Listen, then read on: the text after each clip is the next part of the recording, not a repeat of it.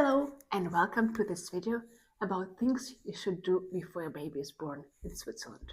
If you are pregnant in Switzerland and wondering what do I actually need to get for my baby before they are born, and your first thoughts are maybe a crib, a pram, a baby clothes, I'm sorry, but you're on the wrong track. All of those things can be ready to pick up or delivered the same or next day. Instead, let me tell you about 3 things you absolutely need to handle before your baby is born. Sign up for daycare, get complementary insurance, and find your pediatrician. Sounds boring? Maybe. But trust me, future you will thank you. So let's break it down. First up, daycare. It's quite difficult to find a spot in the daycare, especially in a public one. This also depends on the area you live.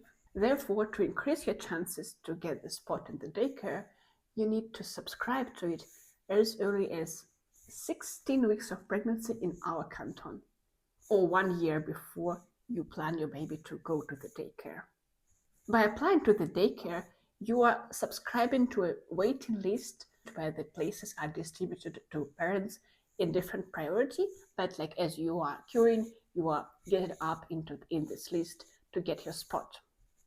After you subscribe, you need to regularly update your application so that you don't lose your spot.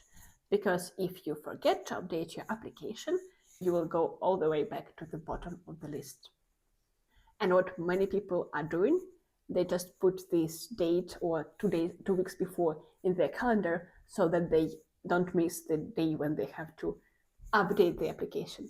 You also lose your spot in the queue if you reject the daycare that was proposed to you. Once you subscribed, you get the list of different daycares that you are queuing for, and then once a daycare of this list has a spot, they contact you and they propose a spot to you. And if you think that this is not your favorite daycare of this list and you reject the offer, then you again go all the way back in the waiting list. So be careful with those 2 things. First, regularly updating your application, and second, not rejecting the offer. The daycares accept babies from 4 to 5 months old. And if you plan to come back to work and you need a daycare by that time, just make sure that you subscribe on time. This, therefore, does not guarantee that you get the spot. And that's why some people opt for private daycares while they are waiting for the spot in the public one. There are also people who consider only private daycares, but I'm not covering this case in this video. It's a bit easier to find spot in a private daycare than in the public one because the price range is quite different. If we talk about private daycare, in my region they cost around 3,500 if you consider a full-time attendance of your kid, meaning 5 days a week, full days. And for the public daycares, the maximum price is 2,600, which is already cheaper than the private one, but also the price of the public daycare depends on the income of your household. This is pretty much everything I wanted to cover about daycares. So first, make sure you subscribe early enough. Second, don't forget to update your application. And third, don't reject offers. Next on the list is health insurance. Basic health insurance is mandatory in Switzerland, and although it's provided by different private providers, no one can be rejected from the basic health insurance. But with the complementary health insurance, there is a different story.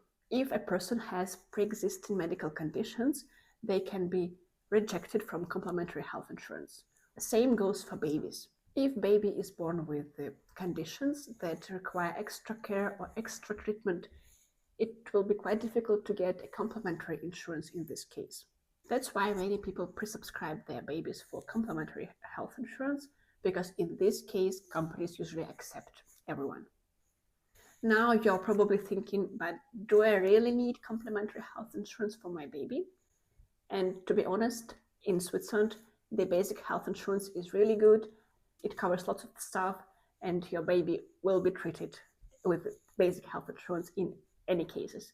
But complementary health insurance can be useful in other cases, like extra treatment if baby is born with conditions that require extra treatment, and also complementary treatment and complementary prescriptions. The complementary health insurance always goes on top of your health insurance, but it doesn't have to be from the same provider. When it comes to babies and kids in general, I think that they go to doctor very often, they get prescriptions very often, and that's why it's a bit easier when you have both insurances in the same provider, because it's just easier with the reimbursement, with sending bills to the same insurance. Also, when you prescribe your baby for the health insurance, make sure you do it early enough, because baby can arrive anytime, and especially if they arrive early, they might need extra care and extra treatment. So make sure that your baby has complementary insurance early enough so you have peace of mind. And last but not least, finding pediatrician. This one might not seem urgent, but depending on where you live, many pediatricians might not accept new patients. And it can be quite difficult to find those who accept new patients and who speak your preferred language. There are several sources where you can look for pediatrician. The first one would be your health insurance and the list of the therapists or from their network. There you can narrow down to your region, and also some insurances indicate whether doctors accept new patients. The second source is the website onedoc.ch.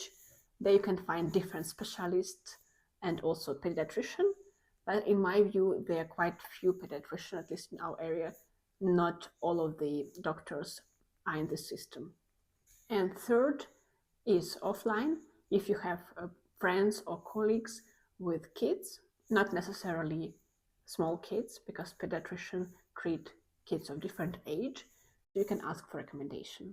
You might want your pediatrician to be close enough, because during the first, second year, you will go quite often there. Your baby's first checkup with the doctor is usually at 1 month old, so that's why it doesn't seem urgent to look for the pediatricians early enough. But trust me, during the first months of your baby's life, you will not have time or energy to deal with it.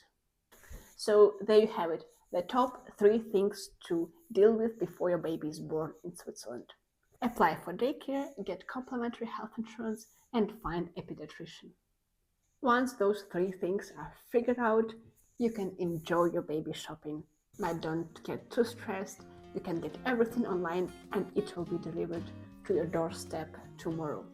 If you found this helpful, hit that like button and let me know in the comment what was the one thing you wish someone had told you before having a baby. Thanks for watching, good luck with your new adventure.